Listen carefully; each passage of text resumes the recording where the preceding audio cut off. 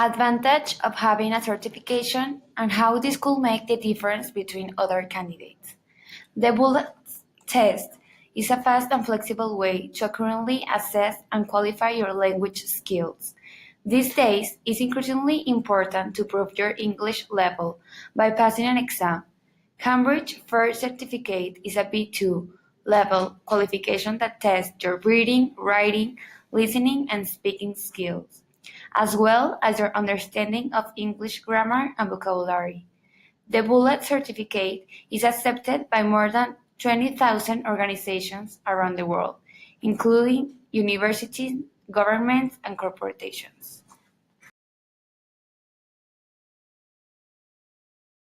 Part B. Different kind of writings. Memo. Memos are messages, information, or instructions sent to one person or a number of people in the same organization. They are usually in the form of emails and use similar language and styles. Second one, letter of inquiry. Usually use this kind of letter to ask information or details about some topic. Always make the tone of the letter friendly and make easy for the receptor to identify and provide the information you need.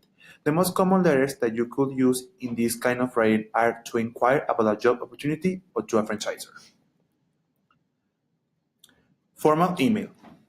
In a formal email, you need to consider many things in order to construct it. For example, the level of formality depends on who is writing for. For example, your boss, colleague, another organization, or even someone who you don't know. Finally, report. A report is written for a clear purpose. Specific information and evidence are presented, analyzed, and applied to a particular problem or issue. The information is presented in a clearly structured format, making use of sections and headings so that the information is easy to locate and follow. Barometer stock vs. bellwether stock. In the UK, the name of a stock that forecasts the direction of an industry, sector, or financial market is called a barometer stock. In the USA, the word bellwether is similar meaning as preferred. Number 2. Current account vs. checking account. UK may be used to depositing many of their earnings into what is known as a current account. In the USA, the very same type of account is called a checking account. Of course, once you have set up your checking account, you will probably want to withdraw funds from it every now and then. Number 3. Cash machine vs. ATM. UK expand. Should ever find yourself desperately in a need of cash dispense, don't ask for a cash machine or a hole in the wall. While the USA will likely know what you mean by the former, you are far from likely to get what you need by simply asking for an ATM. That means automated teller machine. Number 4. Notes vs. bills.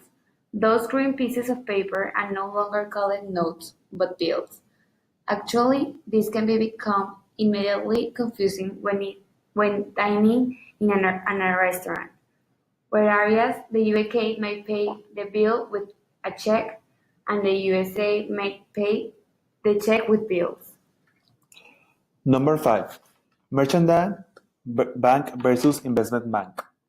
What the British refer to as a merchant bank, that is, a bank that, among other things, resells newly issued shares to investors, is referred to in the US as an investment bank. Number 6. Trade union versus labor union. Without getting into the pros and cons of unionization, for those of you seeking union representation or in needed union membership, know that what you have always referred to as a trade union is known in the US as a labor union. Number 7. Binding loan versus bridge loan. If ever you choose to negotiate a short-term loan with a view toward long-term financing, it cannot harm you to know this subtle variation in the terminology. What the British call a bridging loan, the American call a bridge loan.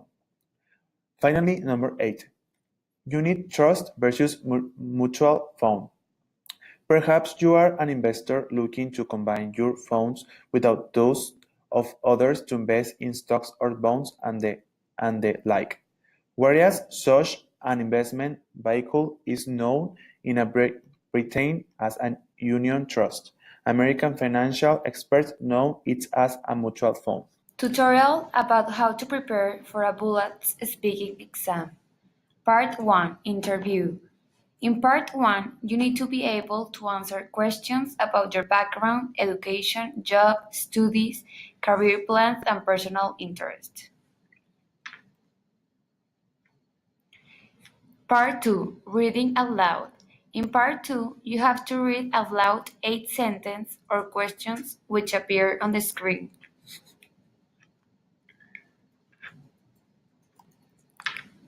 Part 3. Presentation.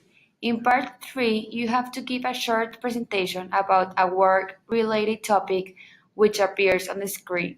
There is no choice of topic. You have 40 seconds to read the topic and think about what you're going to say.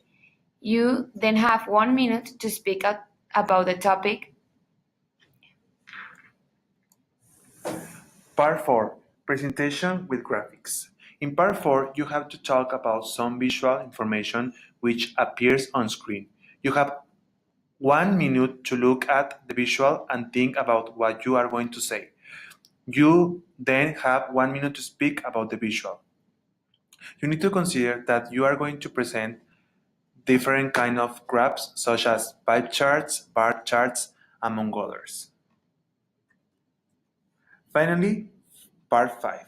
Communication activity. In Part 5, you read information on screen about a situation. You have 40 seconds to think about what is described.